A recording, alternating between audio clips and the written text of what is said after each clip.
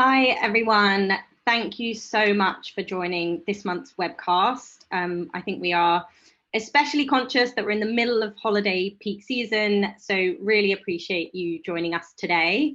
So we are going to kick off, and I firstly wanted to introduce myself to those of you who haven't met me before. My name's Alice Brugger, and I lead our Customer Success Network webcast series. And I'm also part of the customer success team at Slack. Oh, I can see we've got someone here from Dubai. Mazin, lovely to have you join us.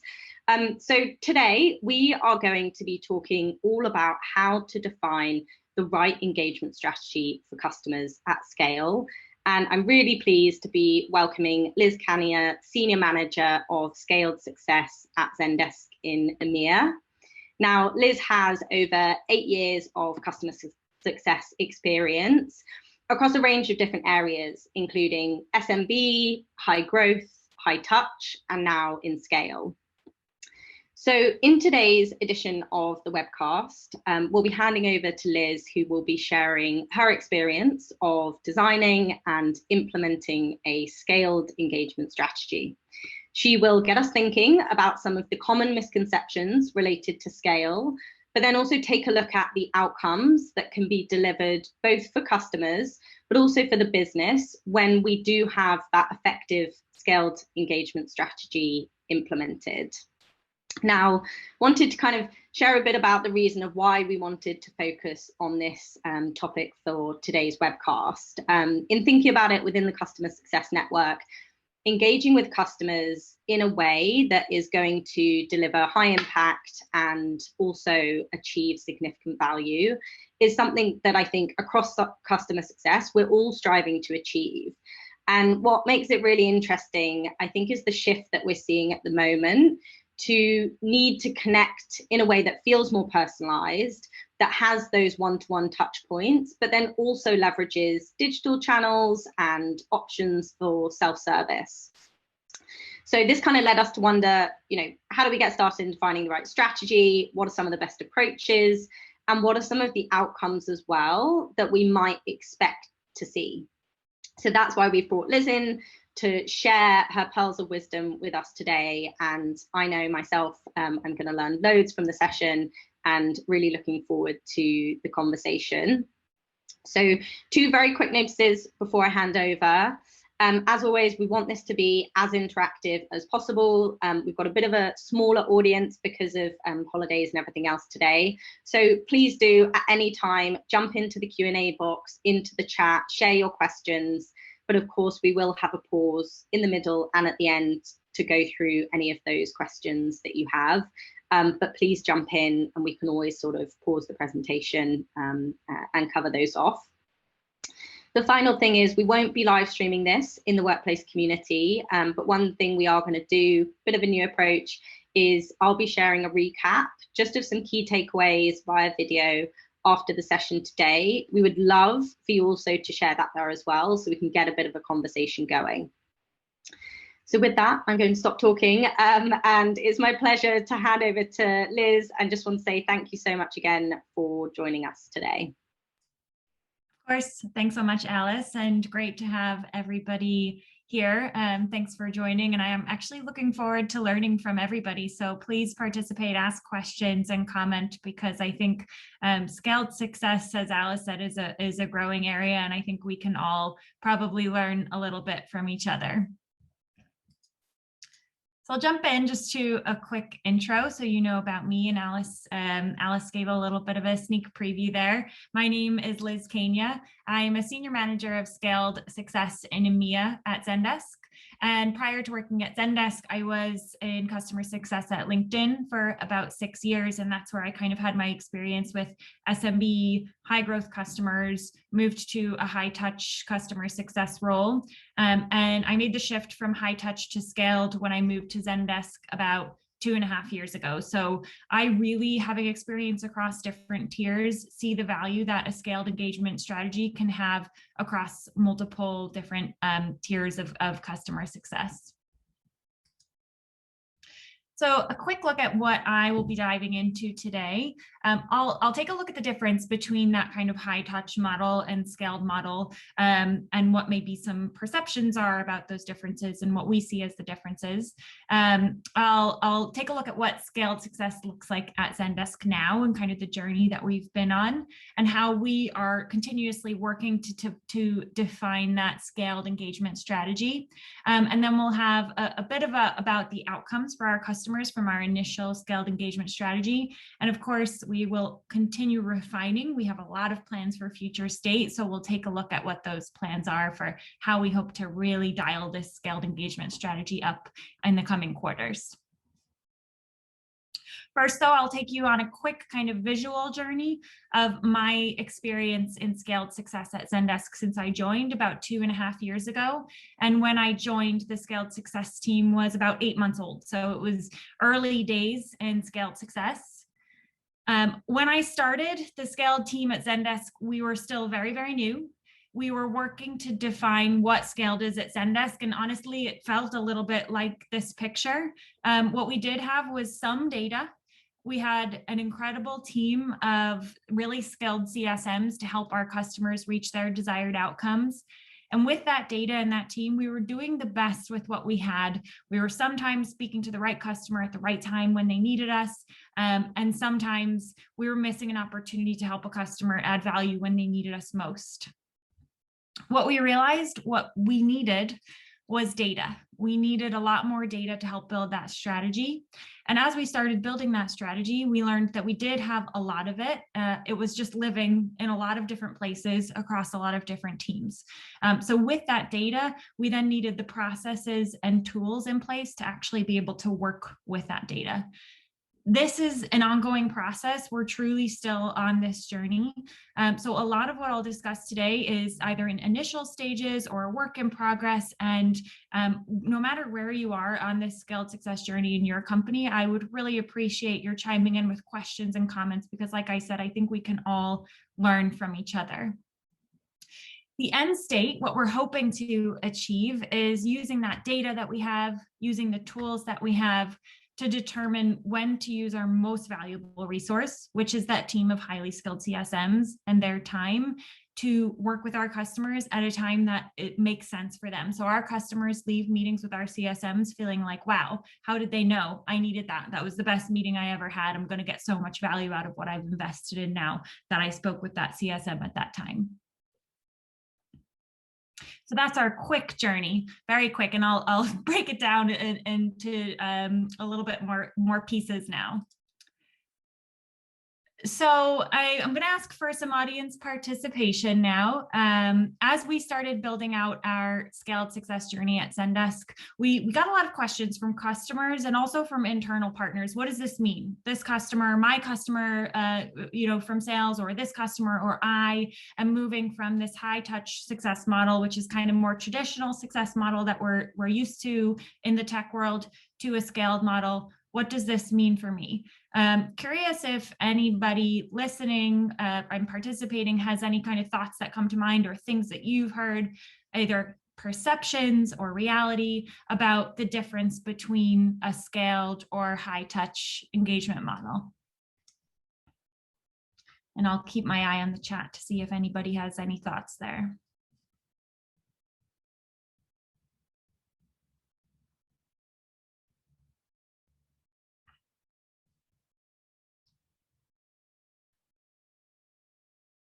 See a few people typing. Yes, scaled would involve the use of tools. That's for sure. We need the right tools. We need the right processes. We need the right technology in place. Yeah, exactly. To make things a little bit less time consuming for CSMs and more efficient than high touch. That is for sure. These are all really positive views of how to scale, and I love it. Large book of business or small books with timed engagement. Yeah, all of this is great. And I love the positivity. Here are some of the things that we heard when we said we were moving customers to a scaled model. Scaled, there was a misconception that scaled would provide less value to customers, that they would get less hand-holding from a named CSM, that there would be less time and energy dedicated to helping that customer achieve their outcomes or guide them to the tools that they needed. There was even the conception that if a customer is moved from a high-touch named CSM into a scaled model, are they being demoted into a program that will help them see less value? This is all stuff that we were hearing as we were building out this program. And a peer and colleague and friend of mine came up with a great devil's advocate question to ask when we were getting these sorts of responses to building out a scaled program, which is, what brand do you love more than any other brand in the world? And we would ask internal partners this, and if anybody has any brands that come to mind that you love more than any other brand in the world, please feel free to pop that into the chat too. I know I have a few in mind of my own. Netflix, Peloton. I am also a Peloton fan. Whoever wants to be my friend on that board, I'm happy to join you. Crocs. Awesome. Yeah, these are all great brands that we get value out of, that we know when we invest our time and energy into our investments, that we'll get something back. If you had to meet with that brand every other week to find value out of what you invested in, would you still find that brand as valuable? If you had to meet with somebody from that company every other week to really try and understand how to get value out of what you had invested in, would you still find that brand as valuable? And that's the question that we ask internally when we're getting kind of questions around, okay, my customer's moving to scaled, what does that mean? Does that mean that they're going to get less value? Absolutely not. And this is where I see a scaled engagement model being successful across all tiers of customer success. And I'll take a look at our next slide about kind of what that means at Zendesk. So for us, scaled engagement means driving value for customers, not weekly, not monthly, not at like a kind of a regular cadence, but at key moments in that customer or in that user's journey. And of course, as I mentioned, the key element there is using data and having the right tools in place to determine when customers would most benefit from that kind of hand-holding and one-to-one time, but also setting up the right digital channels and setting up the right self-service experience for customers where they can get what they need in the ways that they like to get it. Some customers prefer webinars, some customers prefer videos, some typing in a community. So how do we set up the right digital channels to make sure that our customers are getting what they hope to achieve without that kind of one-to-one hand-holding? So now I'll take a look at what this program really looks like at Zendesk. And I think in order to do it justice, I should start with kind of where we started that 2.5 years ago when I first started on the scaled team at Zendesk, so you can get a picture of kind of the journey that we've been on. Hopefully that will be helpful for some of you depending on where you are in the scaled engagement strategy journey. So as I mentioned earlier, when we started building this org, we didn't have too much centralized data. What we did have was some kind of health indicators or outcome indicators, usage indicators for our customer that we knew meant that customer was either healthy and getting value or unhealthy and not getting value. But we didn't have any data pointing to kind of when in that customer or user journey human intervention would be most beneficial. We also had that amazing team of CSMs working to offer kind of quick time to value engagements. So one time, 90-minute with a discovery call and a follow-up recommendation call engagements for those customers so that they could truly make recommendations and optimize out of that quick time to value engagement. We knew that these engagements worked. We knew based on the CSAT that we were getting, feedback that we were getting from customers, impact on retention. But the problem was it was one account at a time, and we're a scaled team, and that's not scaling at all. So to truly scale, we knew that we needed to know when to offer these one-time engagements so that we were truly hitting our customers at the time that they needed us most. But we needed a lot of other options to help our customers achieve their outcomes outside of that human to human, very heavy lift of that one-to-one engagement with a CSM. Which brings us to how it's going and where we are now. Oops, skipped ahead there. So of course, we are still offering these quick time to value one-to-one optimization engagements for our customers. It's a big part of what our team does.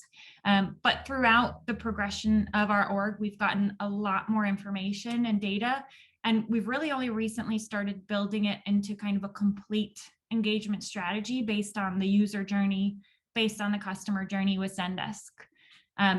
We also realized that if this one-to-one engagement is going to be such a huge part of what we do, we have to spend time warming customers up to the idea of that one-to-one engagement.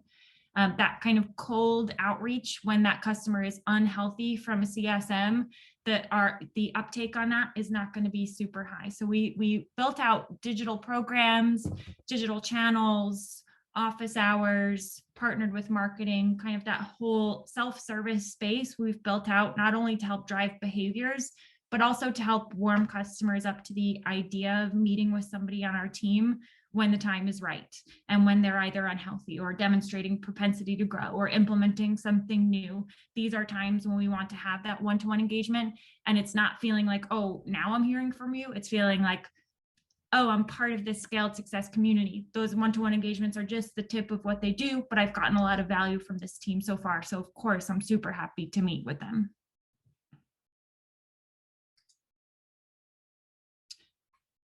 So this is a very quick preview of kind of that customer journey that we've built out so far. So using that data and those digital programs that we've created, we've identified points in the customer journey when we think a customer can and should, and that's anything not in a box here, when a customer can and should get value from those digital programs that we've created. And a lot of it is partnering with marketing or running webinars with marketing or office hours. And I'll jump into all of that in the next section. And within that journey, when we need CSMs to have those kind of more hand-holding, higher touch, one-to-one interventions. And I'll do a deep dive into how we created each of these and what data we used and what thought went into it. But my main hope in showing this is that a customer journey doesn't have to be super duper complicated. It can be simple as you're getting started and building out your engagement strategy. And this is the phase that we're in now. We're in this simple phase. We're going to get more complex with it as we grow and as we validate kind of what we're doing, but you can start simple. And that's all for part one. Now we stop for some Q&A if there are any questions. Yeah, feel free to drop them into the Q&A box or the chat as well. I have a question of myself to get started whilst we give people time to type and form their thoughts. So I really love the simplicity of that customer journey, and actually the combination of one-to-many and one-to-one, I think again is completely applicable in obviously scale, but also high touch and kind of other segments as well. When you were going through and building out what, or in thinking about what are the right one-to-many engagements versus one-to-one, were there different data points that you looked at, or was it sort of one set that you were looking at to make those decisions and build the journey? Wait, I'll jump into that in the next section, but it's truly, for us, it was about kind of identifying what we were hoping to drive in customers, the behaviors that we were hoping to drive, whether it's feature implementation or, you know, they need to do a certain thing at a certain point in their onboarding to truly find success, and kind of building out content that different customers will want to. Some customers will want to watch a webinar. Some customers will have no desire to watch a webinar. The 2-minute video makes more sense for them. Some customers want that live in-person interaction. So it was thinking about the different ways that customers might want to engage with us, and then using data points around the behaviors that we were hoping to drive and creating content within those channels to drive those behaviors. Great. Oh, so we've got a couple of questions coming into the chat. One from Natalie, who says, "Hi Liz, can you share a bit more about the tools you use for your one-to-many onboarding and how you collaborated with marketing?" Of course, yeah. So for us, it's all about not reinventing the wheel. Our marketing team has a really amazing kind of adoption and onboarding sequence that they already send to customers through our marketing automation tool, which is Eloqua. And we take the data from that, and we're actually using Gainsight. We only recently implemented Gainsight, I think about 6 or 7 months ago.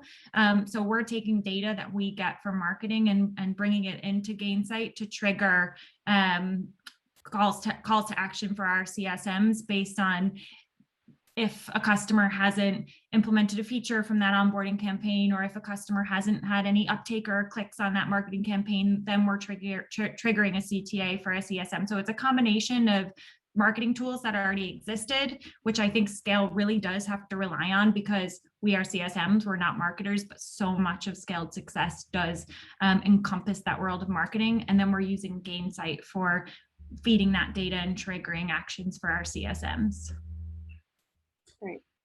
And we've got another question from Larissa, who says, in the instance where you're assigned an account that is a high risk of churning, maybe it's because of being poorly managed by a previous CSM, how would you approach the upcoming renewal conversation? That's a great question. So we are at Zendesk, where our responsibilities lie a bit differently. So CSMs on our team aren't having that actual renewal conversation, but we're partnering really closely with renewal managers who manage that renewal conversation. So if we had a customer that was at high risk of churning because, let's say, they had a bad experience with their last CSM, what I would do, or what I would probably guide my team to do, would be to just have a kind of come to Jesus conversation with that customer around what went wrong, what were their experiences, what can we do better in the future, just so that they feel assured that they are in good hands kind of coming into their renewal, and then do whatever we could to partner closely with that renewal rep through those kind of commercial conversations to set up whatever support that that customer would hope for or would need within our scaled boundaries. So kind of sharing the scaled success engagement model as a value add. You're now part of this community. You have all of these resources. You have weekly webinars. You have this, you have that, to make sure that that customer felt like after that renewal, that they would not have the same experience that they had before. Great. And then we've got actually a connected question regarding renewals. So do you attribute renewals to CSMs or the sales org, which I think you went into a little bit? And if attributing to CSMs, how would you track that pipeline to the CS org? So we have actually, in the scaled world, we're measured on churn and contraction. So we do track renewals, although our CSMs aren't handling those renewal conversations. We are looking at kind of how the impact of the conversations that we're having and what they have on renewals. We have a customer health status that's either red, yellow, and green, and a renewal status that's red, yellow, and green. And after our CSM has a conversation with that customer, they can turn that health status to green. Then we have an algorithm that basically takes that health status and feeds into a forecast. So that's how, like, kind of proactively before the renewal, we're tracking the impact that our CSMs are having on those customers. And then retroactively, we just look at kind of attribution data. So did we meet with these customers? What was the renewal rate? What was the growth rate of those customers compared with the group that we didn't have that one-to-one conversation with? And what was the renewal rate and what was the growth rate of those customers? It's something that we're working, like the attribution model in Scale has been a big challenge for us, and it's something that we're working on. And what we're doing right now is definitely very rudimentary, and we want to get better at being able to predict how our engagements will impact forecasts and will impact retention. But right now what we're doing is just kind of retroactively looking at the customers that we engaged with versus the customers that we didn't engage with and the impact that we had on retention. Great. I think those are all the questions that we have. Tim asked a question, but you actually answered it whilst he was typing it. So thank you for that. So yeah, maybe we can jump into the second half and kind of give everyone a couple more minutes to think through any other questions that they have this week. Sounds good.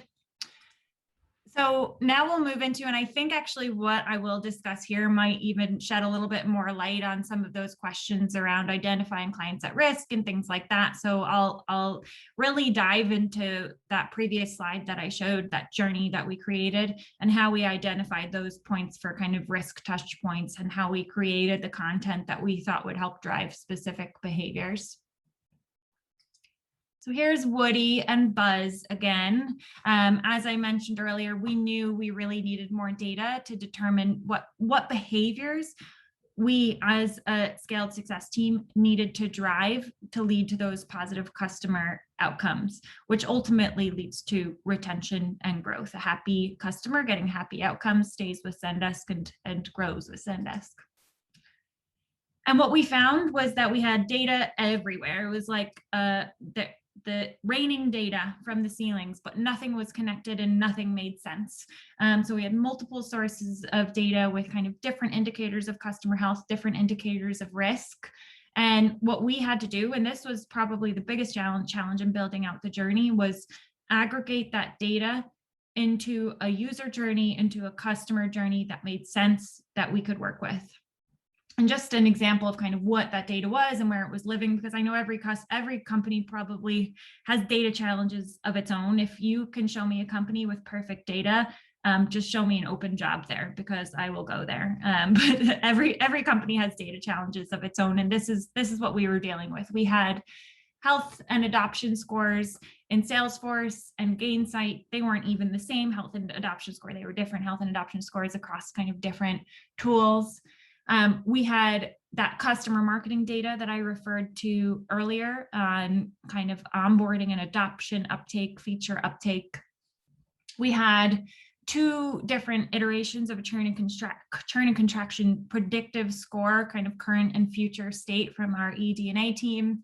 And we had retroactive data from customers who left us from churn and contraction surveys. So we had a lot of information. It was just kind of all over the place, but we knew that we could build something out of what we had if we really put our minds to it. So this is where the kind of hard work really went in, and the kind of all of the cross-functional work of creating that journey. So once we did work across those multiple teams with different data sets, marketing, eDNA, customer success, sales, to collect and aggregate that data, we had to work with those teams to develop data-driven hypotheses. So with the data, we basically developed hypotheses for risk, hypotheses for growth, based on onboarding information, adoption, engagement, and utilization. So an example is, if we know that new customers by 90 days in their onboarding have implemented these 3 features, that they tend to get positive outcomes and stay with Zendesk and grow, we know that we want to drive the behavior of that customer adopting those features by that point in their journey. So after coming up with our list of hypotheses, and I will say again, it's okay to start small. Maybe start with one aspect of their journey. Just start with onboarding. What are your onboarding hypotheses? What's important to your company and your customers not in onboarding? Or maybe you want to kind of swarm at the end more, and you want to focus on renewal. What are your risk hypotheses? What do your customers need to be doing so that you know that they will have a healthy renewal, versus what's indicating that renewal might not be super, super healthy? So it's okay to start small with only one aspect of the journey. So we had our list of hypotheses. From there, we took existing digital channels and please don't reinvent the wheel. Marketing is your best friend in scaled success. So a lot of the digital channels that we are working with for this journey already exist and just require some kind of internal collaboration or tweaking to get the right content in the right place. But we had a great training program for customers, which was free. We already had our Zendesk community. And then we were already creating and worked to refine some digital channels of our own. So we have a weekly live office hours. We've done webinars in the past. We probably will move towards doing them again in the future once people go back to the office and start attending webinars more often. We have a video series that our CSMs create that help customers feel like they're getting that kind of personal feeling from a CSM, and they're 2-3 minute videos, because we know people's attention spans are a lot smaller than they used to be. So we used digital experiences that already existed, and we built digital experiences. And within that content, we were sure to create content that would drive those behaviors within our hypotheses, if that makes sense. So if we knew we wanted customers to adopt these 3 features, we created videos for that. We host live office hours around that topic. We make sure it's discussed in the community. We work with marketing to make sure it's in their campaigns. From there, we worked to identify within those hypotheses what identifies the customer as being off track. Like, what's a trigger? When are we worried if they haven't done a certain thing by a certain date, or if their engagement isn't at a certain level at a certain point before their renewal? And that's when we identify the need for that human intervention. And for us, we're using Gainsight, so that human intervention is triggered in that tool for our CSMs. Of course, we are tracking the impact of both of these. So our digital experiences and our one-to-one engagements. We want to get to the point where we can track how it's driving behavior. We're not there right now. We don't have the systems or tools in place to say, my CSM had this one-to-one, this feature was implemented. We don't have a scalable way of doing that right now. We really want to get there, and that's definitely a future state. So for now, we're tracking the impact on growth and retention for our customers, but future state will track the impact on driving those behaviors, and ultimately those behaviors impact on growth and retention.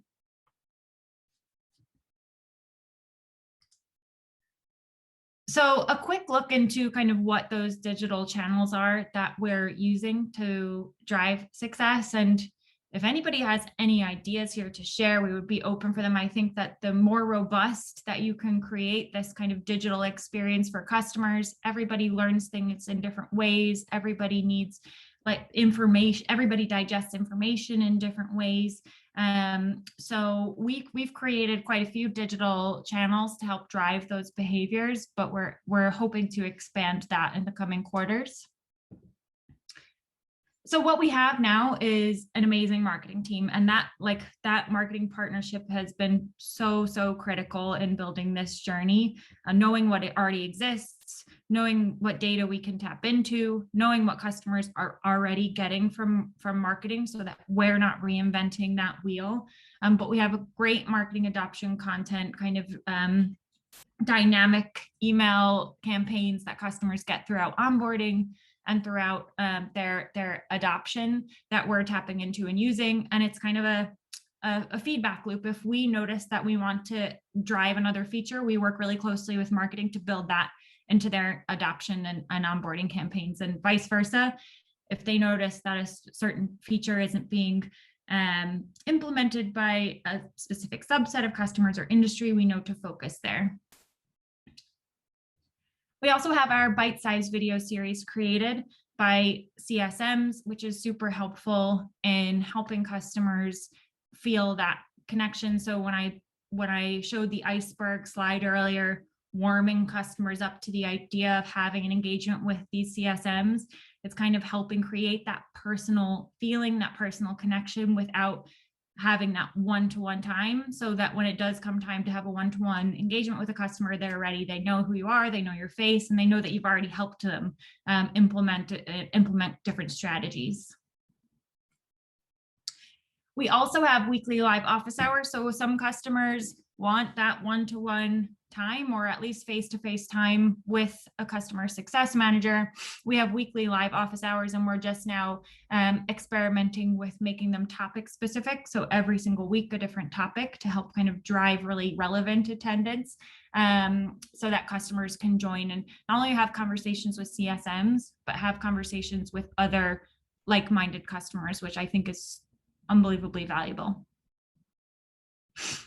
And then in terms of not reinventing the wheel, we already had an amazing Zendesk community that we tap into. And we're working with the community team to share other digital channels that we've created within the community and vice versa, so that we have this entire kind of network where customers in this scaled program can get information to help them achieve the outcomes that they're looking to achieve. But of course, we wouldn't have jobs if every customer got the outcomes that they were looking for with only digital channels. Not every customer is going to get what they want through digital channels or one-to-many support, and some will absolutely need that one-to-one interaction, one-to-one strategic support to help them optimize and drive behaviors that lead to the outcomes that they're looking to achieve. So this is where we really used data to identify those kind of off-track moments, customers not demonstrating success behaviors. This is when we bring in that super duper valuable resource, our CSMs. And before jumping back into, so now I'm just going to jump back into that journey slide and kind of walk through our human intervention points and how we determined them. Some of them are not yet even launched at Zendesk. So we have launched some of these human interventions. Some of them aren't launched yet, and we're hoping to launch them and test them this quarter, next quarter. So you are on this journey with me as we speak. So each boxed element here is when we've identified, based on the hypotheses that we came up with, a need for that one-to-one, human-to-human contact. And I'll just go through each of them and kind of talk through why we decided this is a time that we should release our CSMs to our customers for that one-to-one time. The first is onboarding risk. So these are customers, and this is the example that I keep using. These are customers not meeting a certain criteria at a certain point for activation at a certain point in their onboarding. 90 days, if they're not meeting that criteria, we'll get a trigger in Gainsight. The CSM can reach out and schedule kind of a more hand-holding implementation call. Maybe we find out that they have a completely different use case and those features don't make sense for them. Great, we can mark that health as green and move on, but we know that it's important to at least have a discussion to make sure that they know the features and functionalities that are available to them. The second is a one-to-one kickoff call. So this is different from an onboarding call. We know that customers need to be aware of all of the resources that they have available to them in this scaled program in order to find success. So if we get a trigger that a customer hasn't engaged with any of our one-to-many content in their first 90 days, to us, that means that we just have to have a quick call with them and say, hey, welcome to the Scaled Success Program. Do you know that you have all these resources available to you at any point in your journey?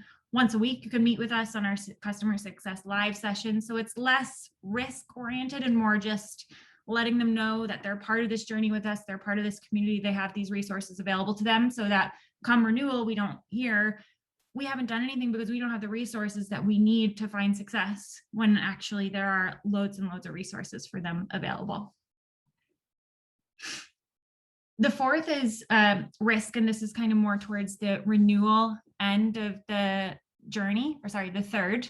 And this is defined by data showing that customers who don't have a specific level of engagement or a specific level of adoption, and we really use kind of one of our churn and contraction scores from our data team to indicate this risk, and it has to do with their engagement with Zendesk as a whole, as well as specific feature implementation, activation, and utilization. So there's a lot that goes into that churn and contraction score. 4 months prior to renewal, when there's actually time to help the customer and send them in the right trajectory on that journey, we trigger a call to action for a CSM to reach out to that customer. Within Gainsight, for that CTA, we arm CSMs with the data that they need ahead of the one-to-one engagement for a really informed meeting. So these are the features that they haven't implemented. This is why that the score is low, so that when they do reach out and have that conversation, they have that in the back of their head as they're getting to the bottom of the outcomes that customer is hoping to achieve. And they know those kind of behaviors that will be important to drive in that customer. And at the top here, the fourth is not necessarily trigger based in terms of data. It's kind of time based. So once every 6 months, every customer will get a discovery call and tailored recommendations for how to optimize what they've invested in with our CSMs. It's a 90-minute time investment, customer facing, a little bit of more work kind of on the back end, but I think that that's really important to help all customers feel like they're getting the support that they need to achieve the outcomes that they're hoping to achieve. And the final that we will be launching is customers showing kind of a propensity to grow. So their utilization is really high. They've implemented a lot of features. They're getting positive outcomes, having a conversation with a CSM just to kind of reiterate best practices and make sure that they are on that track to success. We are not measured on growth, but we, of course, want customers to be happy and grow with Zendesk. So we do pass those over to AEs to help them grow if we notice that there are any kind of growth indicators. So that's our very basic journey right now. Those are the calls to action that we're launching for our CSMs. And we'll take a quick look at kind of the impact and the outcomes that we've seen so far at the early stages of this journey of launching a complete engagement strategy at scale. So just in 1 quarter, those one-to-one interventions, and we're focusing still on just those unhealthy risk customers. And this is just in EMEA. So 1 quarter in EMEA, our one-to-one interventions, we were able to move $1.6 million of ARR from an unhealthy to a healthy activation or utilization state. So we really did have an impact on our customers using what they've invested in and getting the most out of it in terms of feature adoption and implementation. And we do see that customers that have those kind of one-to-one engagements with us renew at a 7% higher rate than customers that don't have those one-to-one engagements with us. So we know that they're working. There's still a lot more work to do in terms of validating these one-to-ones and validating our hypotheses, but these are kind of initial outcomes internally. And then from our digital success channels, so things like our office hours, we have some anecdotal feedback from customers. We finally feel like we're getting the full benefit from Zendesk after attending our office hours session. And then lots and lots of data around retention and expansion as a result of those kind of one-to-many programs that we've created. But we have really, I know I've said this a bunch of times, we've only just begun. We have a lot of work to do and kind of iterating and making this more complex. We've started simple and we have big plans for the coming quarters in terms of building out different journeys and different digital channels. So future state, we will be reviewing data, confirming our hypotheses, launching all of those one-to-one calls to action for our CSMs and kind of reviewing and seeing, does that confirm that we're driving a behavior that impacts our customer outcomes and ultimately impacts retention and growth? We'll have to refine and tweak those engagements as we go. We will continue building the digital channels that we have, adding additional channels, things like getting back to webinars. We want to build more spaces for our customers to speak with one another. That marketing partnership is going to be so critical there. Right now, our journey is very much a customer journey. We will be working on building out user journeys. And a big part of that is going to be contact mapping in our customers and building out user personas so that we know the specific journeys for different types of users or different contacts that make sense and when they most need to speak with a CSM and the content that they most need. And finally, we're working really closely with marketing, and this falls under the digital channel, sorry, not with marketing, with product. This does fall under the digital channel bucket, but I think it just needs a life of its own. So we're building out kind of dynamic in-product adoption guidance based on our hypotheses of the behaviors that we're hoping to drive, based on different user personas and based on different contacts. So customers are getting what they need where they are. And that marketing and product partnership is going to be critical in the success of truly scaling this journey at Zendesk. And that's all I have for you today. I hope it's been helpful, and I hope possibly there are people on the call that are further along in their scale journey. Possibly there are people on the call that are only at kind of phase 0. So I hope that this has been helpful for you, but happy to answer any final questions that you have. Yeah, I will definitely chime in and say it's been really useful, really interesting. I love the idea that you mentioned there of like almost partnering with product, thinking about what those hypotheses are, and then almost sharing that back with them to say, you know, here's our hypothesis, here's the proof points. How do you then iterate on your product and build in new things to help kind of drive some of those outcomes? I think that's really powerful. Yeah, maybe we can do a part 2 next year when we've implemented those changes. Would love that, would love that. So we've got a quick comment from Larissa saying as well, it's been so insightful, and she's definitely going to incorporate ideas into the client strategy. But yeah, welcome any other questions or thoughts that anyone in the audience has. We have about 10 minutes or so left, so plenty of time.